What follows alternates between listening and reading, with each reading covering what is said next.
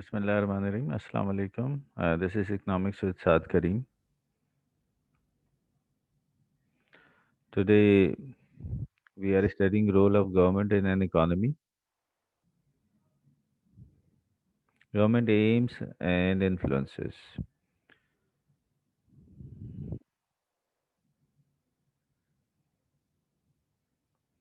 The role of government in an economy. The government plays a key role as a producer of goods and services and as an employer. As a producer, the government supplies goods and services to the general public. For example, it will provide public goods. These products are non-excludable and non-rivalrous in consumption. Examples are national defense, law and order, street lighting, flood control systems, public fireworks displays, lighthouses, online search engines, and public roads. Merit goods. These products are deemed to have social benefits yet are under consumed without government intervention or provision. Examples are education, healthcare services, work related training schemes, and public libraries.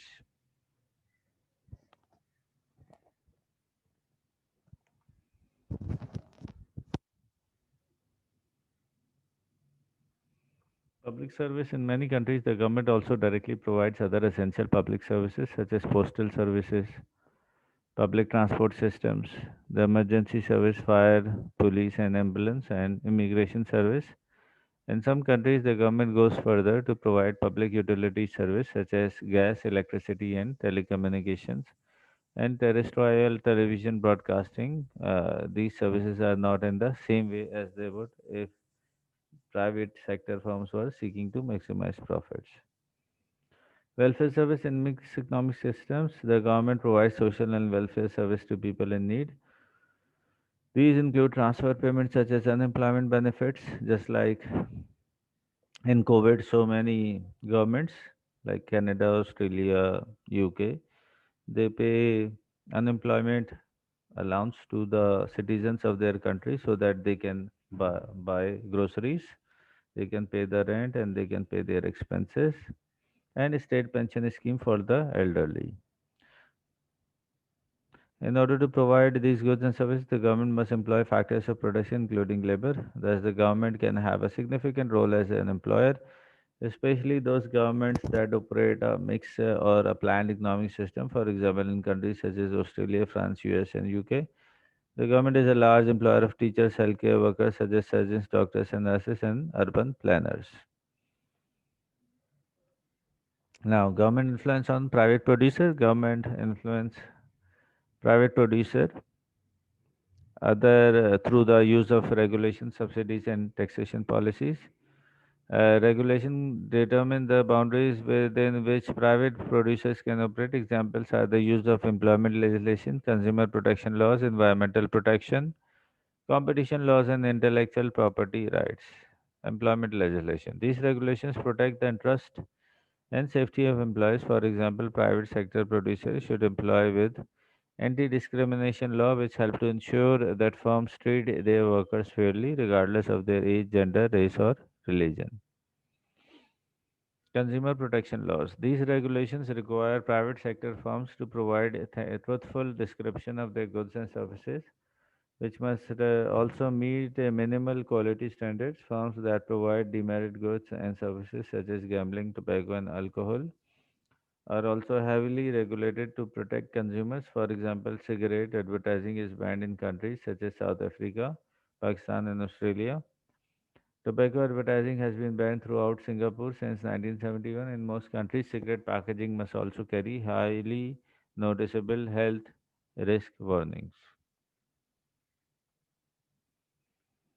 Environmental protection. Laws exist to prevent or reduce the damage to the environment caused by private sector firms, such as pollution and the depletion of scarce resources. For example, Japan's government has imposed several types of fishing ban to preserve the world supply of fish and whales. Regulation of carbon emissions also limit the potential damage to the environment caused by private producer. Competition law. Government regulation is used to prevent anti-competitive practice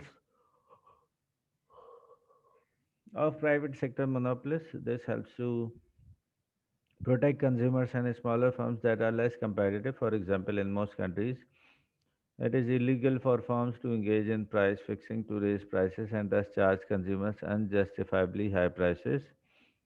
Intellectual property rights to encourage innovation and to safeguard the interests of producers. The government can use copyright, trademark, and patent laws to protect the intellectual property of firms.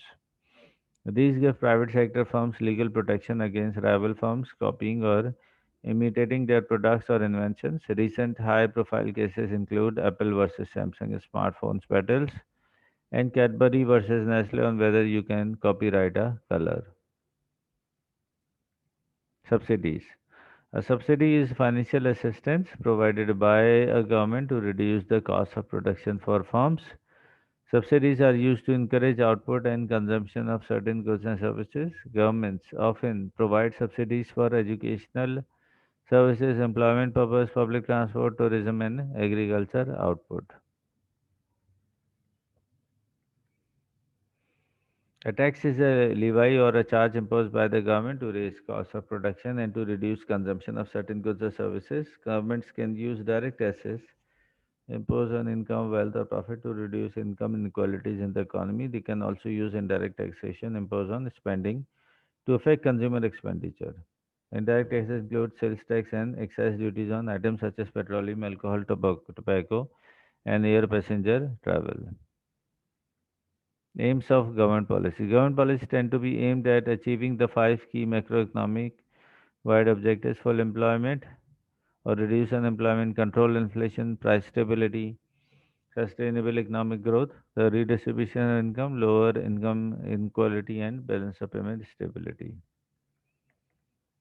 Full employment or low unemployment. Unemployment refers to people who are out of work but who are of working age, who are physically and mentally able to work, and are actively looking for work. Governments strive to reduce the unemployment rate, the proportion of a country's workforce who are unemployed.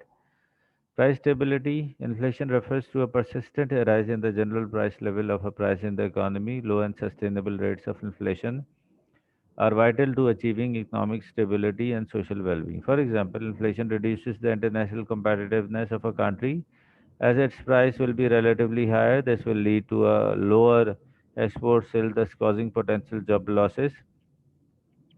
Inflation can be caused by excessive aggregate demand, total demand in the economy. This is known as demand pull inflation. By contrast, cost plus inflation is caused by higher cost of production. Economic growth is the increase in the country's gross domestic product, also called GDP. Over time, achieving economic growth brings greater prosperity to an economy and therefore tend to raise the standard of living for most people. Economic growth can be achieved by increasing the quantity or quality of factors of production, such as through education and training. Discovering resources such as oil will increase the potential output of an economy.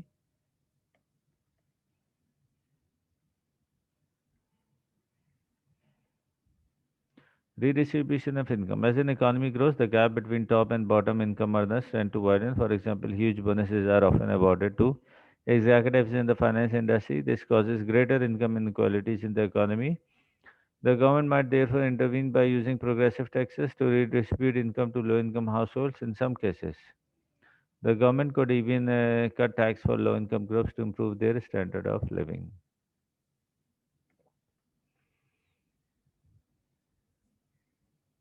Balance of payment stability. The balance of payment is a record of a country's financial transaction with other nations. This includes the money flows into and out of the country from the sale of exports and purchase of imports. If the money inflows exceeds the outflows, then the balance of payment surplus exists. If the outflows exceeds the inflows, the country has spent more than it has earned.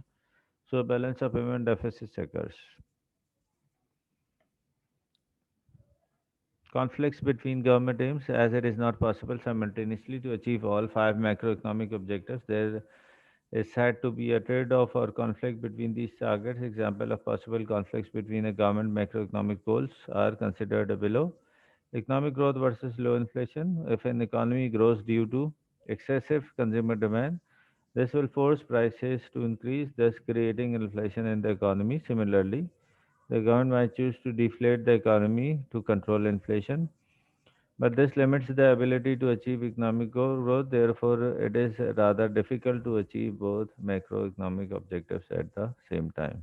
Low unemployment or full employment versus inflation. In theory, there is an inverse relationship between the level of unemployment and the rate of inflation. For example, an attempt to reduce unemployment via the use of expansionary fiscal policies such as lowering taxes or increasing government spending can cause demand for inflation. Similarly, when the government tries to control inflation by using deflationary policies such as higher taxes or higher interest rates, the resulting fall in both consumer spending and investment will result in job losses.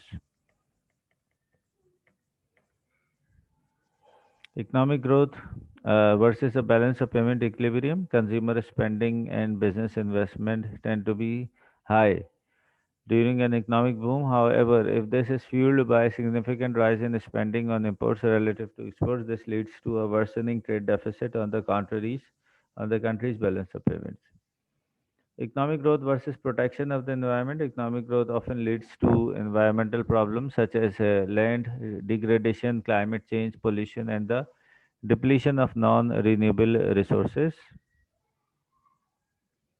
Economic growth versus the redistribution of income and wealth. As an economy grows, there tends to be a widening income and wealth gap between the rich and the poor.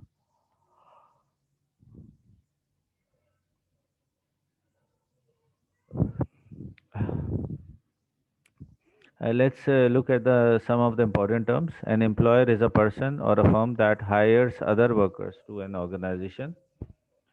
A producer is any firm that deals in the production or provision of goods and services. A regulation refers to the rules and laws that govern business behavior in the economy, such as employment laws, consumer protection legislation, and environmental protection laws. Subsidies are financial support from the government to reduce the cost of private sector firms. They are used to encourage output and consumption of certain goods or services, such as public transport. Taxes are levies or charges imposed by a government to raise the cost of production and reduce the consumption of certain goods or services such as tobacco, alcohol, and petroleum. So whatever we studied so far, that there are five most government objectives. Number one, economic growth that is calculated by the GDP. Second is the reduction in the unemployment rate or achieving full employment. Then price stability, or in other words, to control inflation. Then to have a to improve balance of payment, and balance of payment means balance between the imports and exports. The more exports are going to be, the more viable and feasible is going to be.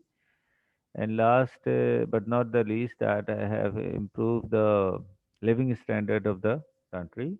So these government objectives are going to be achieved through different policies, demand side policies and supply side policies. When we speak in terms of demand side policies, so we have the fiscal policy and monetary policy. The instruments of fiscal policies are taxes and government expenditures. And whenever we speak in terms of taxes, we have the direct and indirect taxes. And the other demand side policy is going to be the monetary policy, the instruments for the monetary policy through which it's going to have the expansionary or contractionary fiscal policy. And the instruments are interest rate, one of the most important of all, exchange rates, and the money supply, through which it try to achieve its all these five objectives.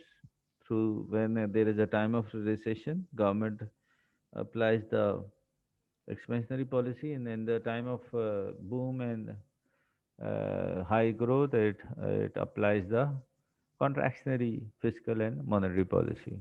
The other policy that what we are going to look into later on, that is the supply side policies, where government achieve these objectives by applying these supply side policies. And some of the tools of the supply side policies are subsidies, government loans, external economies of scale, education and trainings, and so on. So this is it for today. Take care of yourself. Inshallah, I'll continue in the next class. Allah Hafiz.